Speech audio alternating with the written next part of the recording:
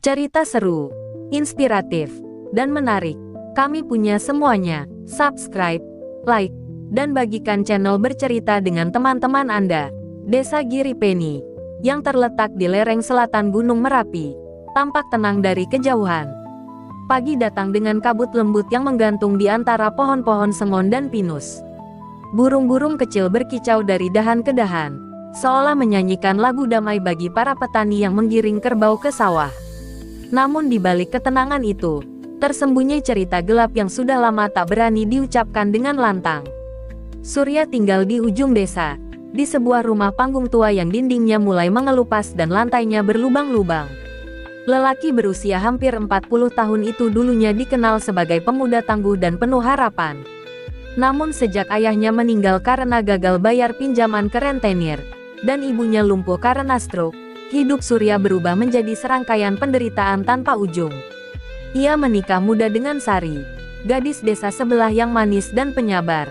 Namun kemiskinan perlahan-lahan menggerus cinta mereka menjadi beban. Pagi itu, angin dingin dari utara masih menyusup dari sela-sela anyaman bambu rumah mereka. Sari mengaduk bubur jagung di dapur, matanya sembab karena semalam tak tidur. Surya duduk di teras rumah, menatap kosong ke arah bukit. Rambutnya awut-awutan, matanya cekung, dan bajunya yang pernah putih kini kusam dan robek di siku. "Abang," suara Sari pelan tapi gemetar. "Aku dengar Pak Warno akan datang sore ini. Katanya mau bawa surat tanah kita buat jaminan." Surya hanya mengangguk pelan. Ia tahu, utang mereka ke Pak Warno sudah melewati batas.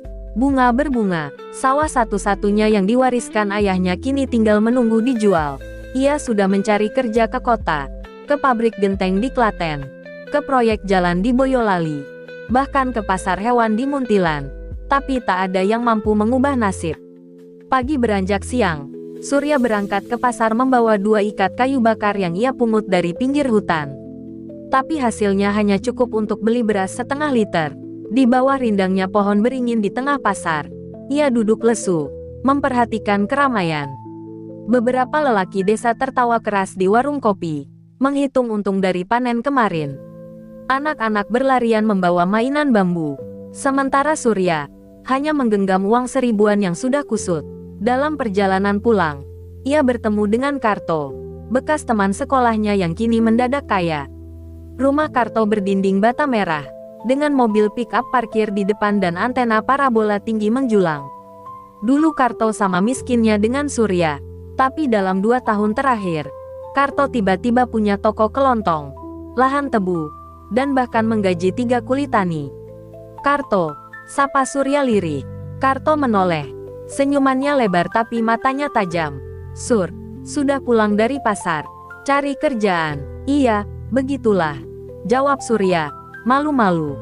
Ia menunduk, merasa pakaiannya yang lusuh jadi noda di hadapan Karto yang berdasi. "Kau pernah mikir nggak, Sur, kenapa aku bisa kayak sekarang?" Karto merendahkan suara, mendekat ke telinga Surya. "Kau tahu kan, aku nggak tamat SMP, tapi sekarang aku bisa kasih uang saku anakku 1 juta tiap minggu." Surya hanya mengangguk. Karto melirik kanan kiri. "Ada jalan, Sur, tapi bukan jalan biasa." Surya diam. "Malam Jumat Kliwon nanti, ke pinggir kali belakang Sendang Tua. Datang sendiri, jangan bilang siapa-siapa, bawa kain hitam dan 1 koin logam apapun. Tapi jangan bilang siapapun, bahkan istrimu." Dan Karto pun pergi. Surya berdiri terpaku, dalam hatinya bergolak 1000 rasa antara takut dan penasaran, antara putus asa dan harapan. Hari-hari berikutnya berlalu seperti bayangan.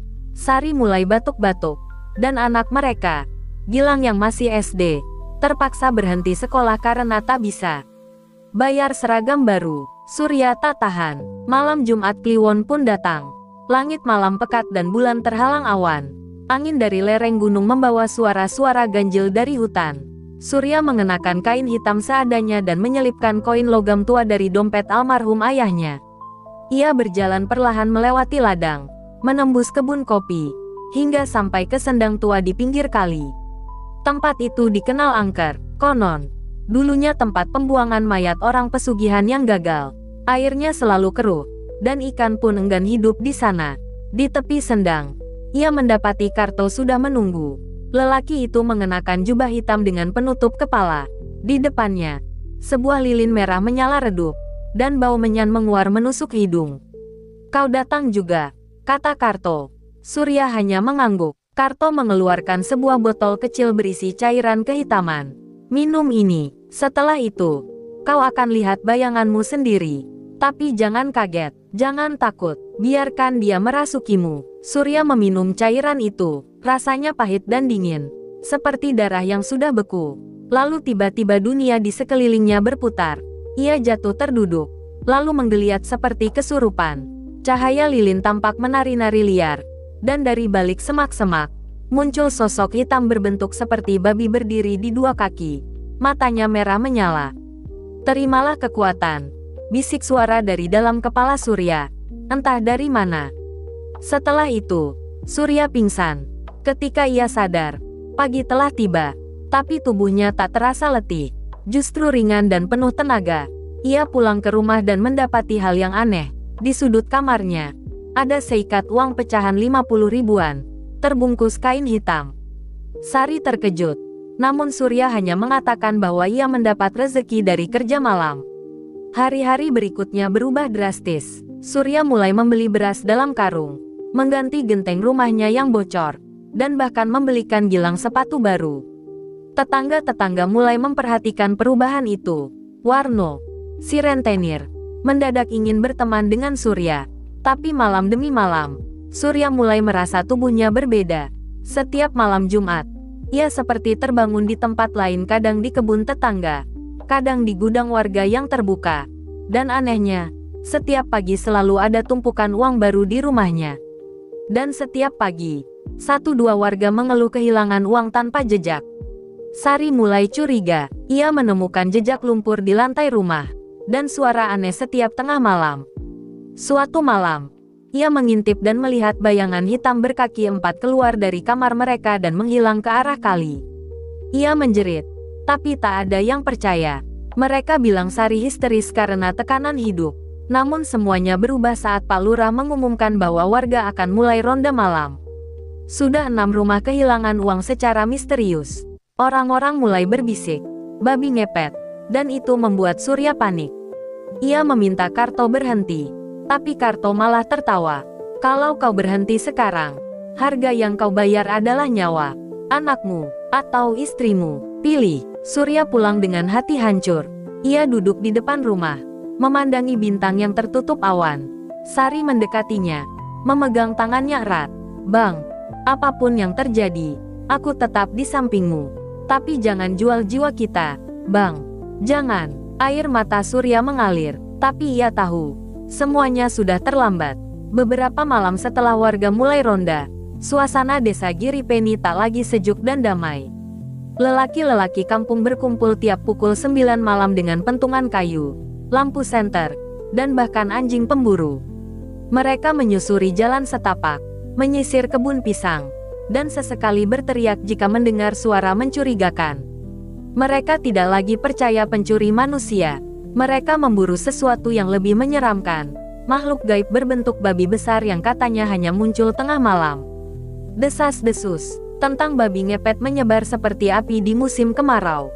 Para ibu mulai mengikat anak-anak mereka di rumah. Warung kopi menjadi tempat perdebatan dan ketakutan. Semua orang menatap curiga satu sama lain. Dan rumah Surya, meski kini tampak makmur, mulai dicurigai karena tak ada satupun dari mereka yang tahu dari mana datangnya kekayaan itu. Surya gelisah. Ia makin sering mengurung diri. Sari, yang semakin pucat dan kurus, mendesaknya untuk berhenti. "Aku nggak kuat, Bang. Setiap malam aku mendengar suara kuku menggaruk lantai. Bau tanah basah yang masuk dari celah pintu. Gilang pun menangis dalam tidur. Kau lihat nggak matanya? Dia seperti mimpi buruk tiap malam." Surya menggenggam tangan istrinya. "Aku nggak tahu harus bagaimana lagi, Sar. Aku pikir aku kuat, tapi ternyata aku dikendalikan. Aku hanya tubuh kosong setiap malam Jumat. Aku bahkan tak ingat apa-apa kecuali bau darah dan uang kotor itu. Kau masih bisa kembali, Bang. Kita bisa pergi dari sini. Pergi jauh, tinggalkan desa ini." Surya menatap mata istrinya dalam-dalam. lalu mengangguk pelan. Tapi malam Jumat itu berbeda. Angin berhenti, suara jangkrik lenyap, dan di kejauhan, suara gong ronda bergema 3 kali, tanda bahaya. Surya terbangun dalam keringat. Ia berada di kandang ayam kosong. Tubuhnya kotor penuh lumpur dan dedaunan. Di luar sana, suara orang berteriak-teriak. Kejar, itu babi hitam. Lari ke arah sendang. Anjing menggonggong. Api senter bergerak cepat. Pentungan menghantam tanah. Surya limbung. Berlari setengah sadar menuju hutan. Tapi satu hal tak ia sadari. Baju hitamnya terurai. Memperlihatkan tubuh setengah manusia, setengah makhluk gelap. Tanduk kecil mencuat dari pelipis. Kukunya memanjang. Di tepi sendang, Karto sudah menunggu. Ia berdiri dengan tongkat kayu berukir tengkorak. Wajahnya kini menyerupai punggawa neraka. Di sekelilingnya ada lingkaran api kecil dan tumpukan tulang belulang binatang. Surya, jangan lari dari jalanmu. Ini satu-satunya kekuatan yang pernah kau miliki. Tapi Surya berteriak, tidak, aku tak mau lagi. Aku tak mau kehilangan keluargaku. Saat itulah, warga berhasil mengepung tempat itu. Mereka melihat sosok babi besar dengan mata merah menyala, berdiri di samping Karto. Warga menyerbu, pentungan menghantam kepala Surya, anjing menggigit kakinya, api menyambar daun-daun kering. Sari yang menyusul dari rumah, menangis histeris melihat suaminya bersimbah darah di tanah. Tubuhnya menggelepar dalam wujud setengah babi. Aku manusia, aku Surya, teriaknya terakhir kali sebelum suara keras seperti letusan terdengar dan tubuhnya terbakar dalam lingkaran api buatan Karto yang meledak karena terganggu. Ketika api padam, yang tersisa hanyalah tumpukan abu, bau darah, dan sebuah koin logam hangus. Karto menghilang malam itu, tak ada yang pernah melihatnya lagi. Rumahnya kosong, istri dan anaknya pun hilang entah kemana. Desa Giripeni kembali sunyi setelah kejadian itu. Tapi bekas luka tertinggal dalam jiwa banyak orang. Sari tinggal bersama keluarganya di desa lain, membesarkan Gilang dalam diam. Ia tak pernah menikah lagi. Gilang tumbuh sebagai pemuda yang dingin dan pendiam. Matanya selalu murung. Dan setiap malam Jumat Kliwon, ia membakar dupa di depan rumah. Beberapa warga bersumpah masih melihat bayangan babi hitam di bawah bulan pucat. Kadang di ladang, kadang di sekitar sendang. Tapi tak ada yang berani mendekat. Sendang itu kini ditumbuhi ilalang liar dan dianggap terkutuk. Konon, jika kau datang ke sana dan berbisik 3 kali di tengah malam, Surya, anak manusia, maka air sendang akan berubah merah, dan seseorang akan mengetuk pintumu keesokan pagi, menawarkan kekayaan yang tak bisa ditolak, dengan harga yang tak bisa dibayar dengan apapun, kecuali jiwa.